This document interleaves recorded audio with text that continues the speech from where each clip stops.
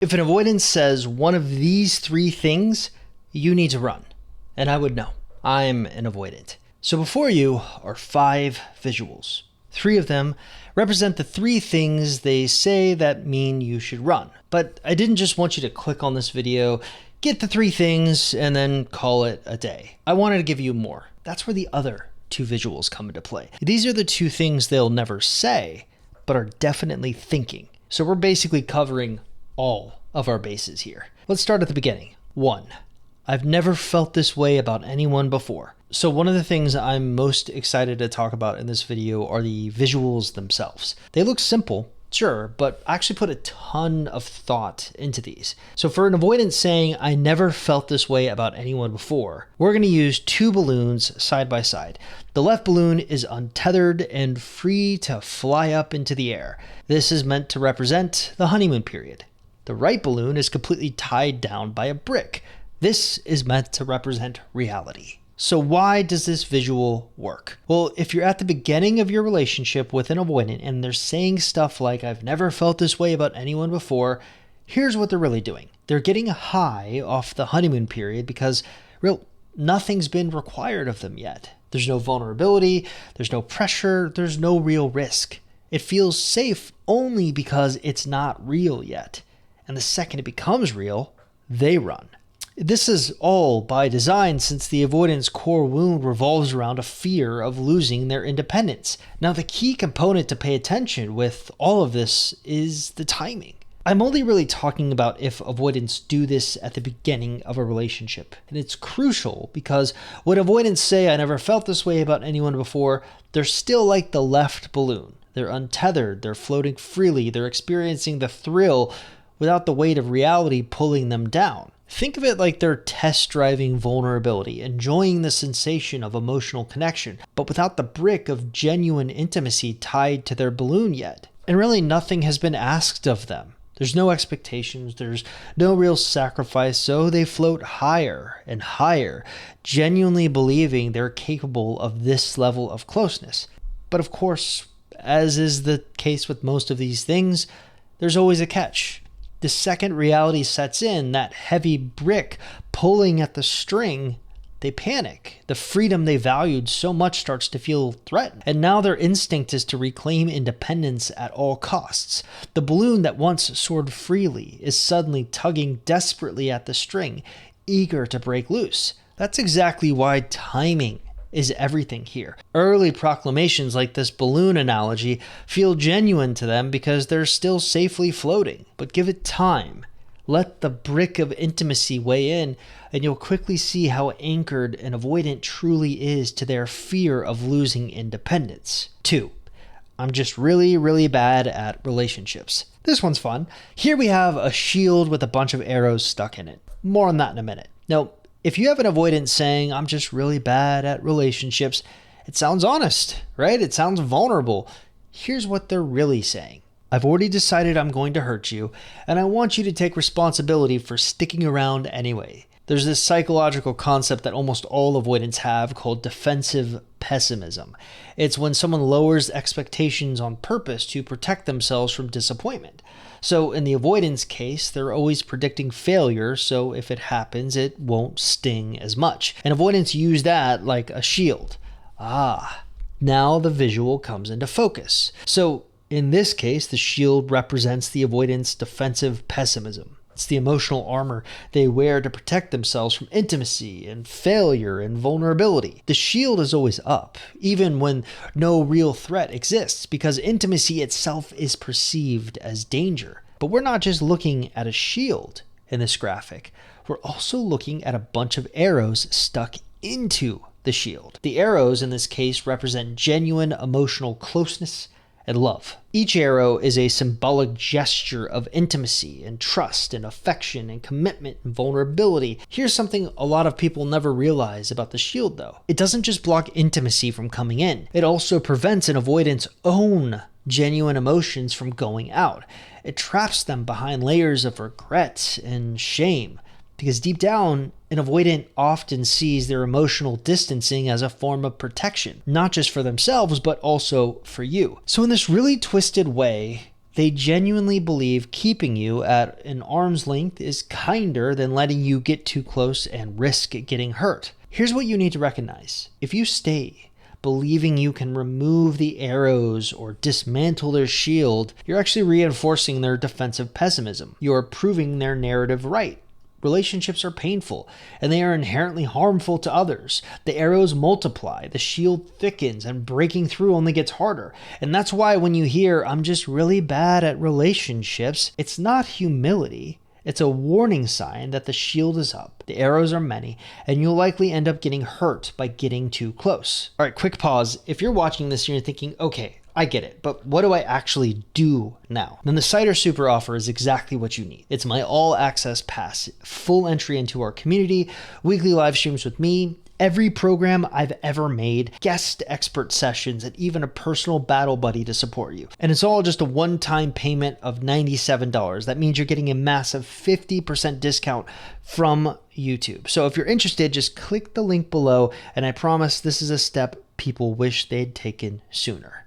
Number 3, you deserve better than me. The image here is simple. You've got a person standing in front of a trap door.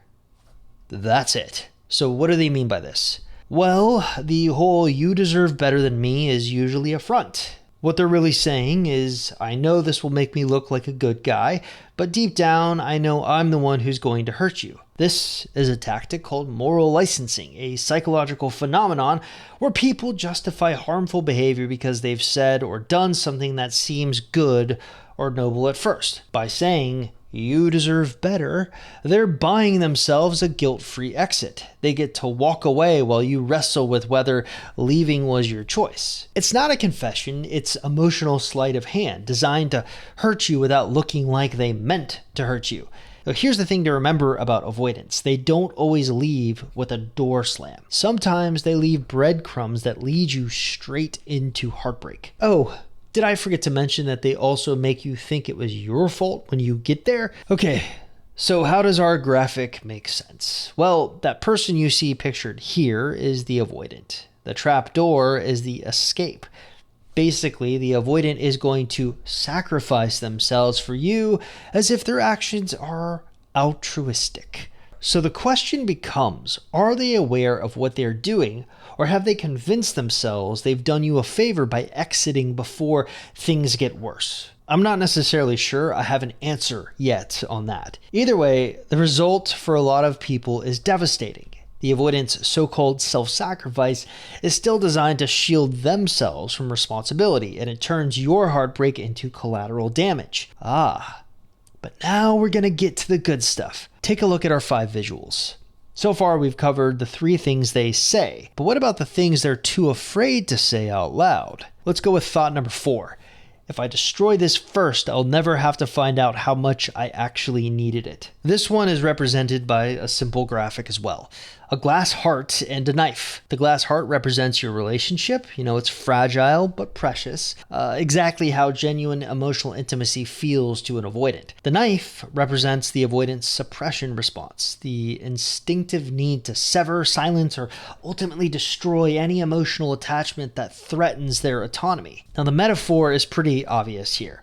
I'd rather shatter this myself than ever find out how much I truly needed. And this really cuts right to the core of what's known as emotional annihilation. For the avoidant, ending things isn't just about preserving their independence. That's the part everyone talks about, right? I have done hundreds of videos where I've talked about the whole core wound ideology, and while I do stand by that core wound concept, there's more layers to the equation. They want to avoid at all costs the terrifying reality of discovering how deeply they're capable of needing another person. Because here's the real truth most avoidants won't admit, even to themselves. Needing you terrifies them far more than the prospect of losing you. It's a vulnerability they can't tolerate, a threat to their carefully constructed emotional armor. If they break it first, the control remains theirs. They avoid ever having to confront the depth of their own attachment. So in other words, they never have to risk the catastrophic pain that would come from losing someone they openly admitted they couldn't live without. That's why the discard phase from an avoidant feels surgical and premeditated. It always annoys me when people say it's this impulsive, reckless, or random thing. That's not the case. It's strategic suppression. And that leads us to thought 5. I need you to believe I care even when I'm disappearing. This is one of my favorites because of how common it actually is. We have two people sitting in a chair. The person on the left is you.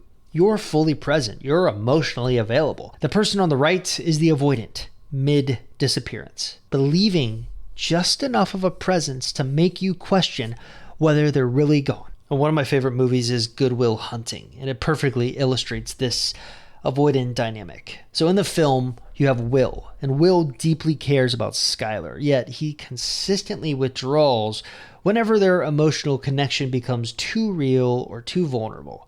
Think about that iconic scene where Will sits across from Skylar. He's physically close, yet emotionally miles away. Skylar is fully present. She's open. She's genuinely available, while Will is literally mid-disappearance. He's still sitting there, yeah, but emotionally he's halfway out the door, leaving behind just enough intimacy, a lingering glance, a hesitant touch, an unfinished sentence.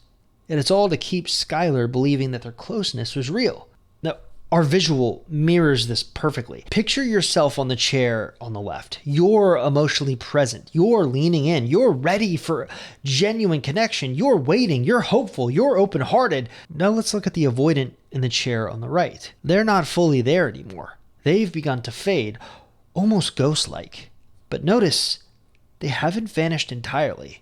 They leave behind just enough of a presence to maintain the illusion of intimacy, just enough to make you question your own perceptions. Did they really pull away, or am I just imagining things? Are they really busy? Maybe they're processing something difficult. This is exactly how avoidants operate. They pull away quietly and slowly, but they always intentionally leave a breadcrumb trail back to themselves. What they're doing is they're counting on you believing in that illusion of closeness, even as they actively distance themselves. It's emotional gaslighting and disguised as mystery. You're left confused. You're second-guessing your intuition. You're questioning your instincts because, after all, they're still physically or digitally present, right? They still respond occasionally. They still sit across from you, even if emotionally they're already gone. But why would someone do this? Well, I actually think it's kind of heartbreaking. Avoidants are terrified of abandonment. We know that. They're terrified of truly being seen and then rejected. They don't want to be abandoned. So again, that defensive pessimism crops up. They preemptively abandon you first. But here's the critical part. By leaving that small piece of themselves behind, they're able to pretend that they didn't leave at all. They protect themselves from feeling guilty about the emotional pain they've caused. Technically, they haven't fully exited. At least that's what they tell themselves. So as you look back at our visual of the two chairs, I want you to notice the subtle cruelty. You're stuck believing they're still seated across from you, fully capable of closeness, but emotionally, they're already halfway out the door, disappearing into their own emotional safe zone and hoping you'll stay exactly where you are, believing they never truly left.